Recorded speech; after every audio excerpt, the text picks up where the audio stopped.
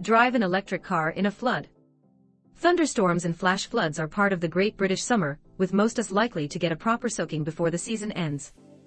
A huge downpour in the wrong place, and suddenly a road you know like the back of your hand has a new feature, a temporary pond right in the dip that you'd usually drive through without a second thought.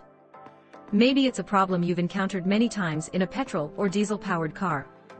But what if you're facing standing water in your brand new electric car, for the very first time, with all those kilowatt hours of electrical energy stored right under your backside?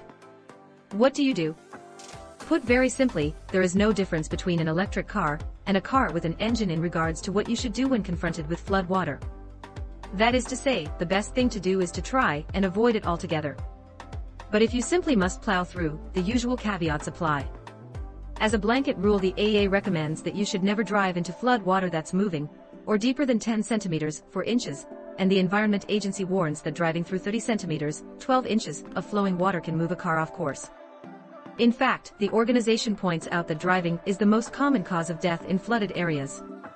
If you think that the water is safe to pass through, go slowly to avoid making a bow wave, a wave of water forming at the nose of the car as you move through. Moving slower will also make it less likely your wheels will lose contact with the road and aquaplane, and also means you won't move water onto pavements or splash pedestrians. Electric cars are designed and tested to avoid water damage just as a combustion car would be, and they must meet a strict set of safety criteria before being allowed on sale. As such, cars are designed to ensure that the electrical systems are correctly protected from water. In some electric cars, usually cars converted from combustion-powered models, the battery will run down the spine of the transmission tunnel, or maybe under the rear seats, placing the source of power within the car and away from the floor. But many purpose-made electric cars run the battery across the floor of the car, some even using it as a structural component.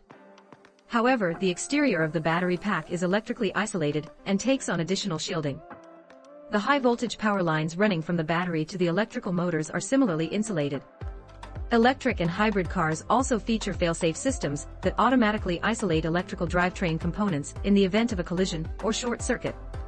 Though it's not an exact science, some actually believe electric cars are better suited to driving in standing water than cars with combustion engines.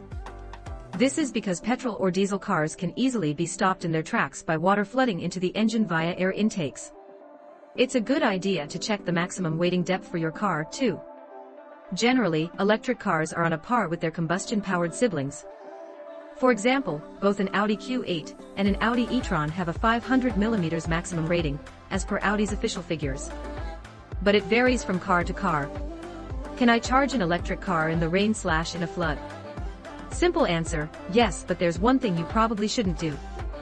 Plugging into a wall box or a proper charging point is absolutely fine, and is completely safe, whatever the weather. However, if you use a multi-socket extension cord to charge your EV by running a domestic 3-pin plug from your house and outside, leaving that extension out in wet weather is obviously not a very smart idea. According to Electrical Safety First, over half of electric car drivers who use an extension lead to charge have left it running to their car while it's been raining. The safety charity recommends that if you do need to run a line from your home, as a last resort, an outdoor reel cable is more suitable.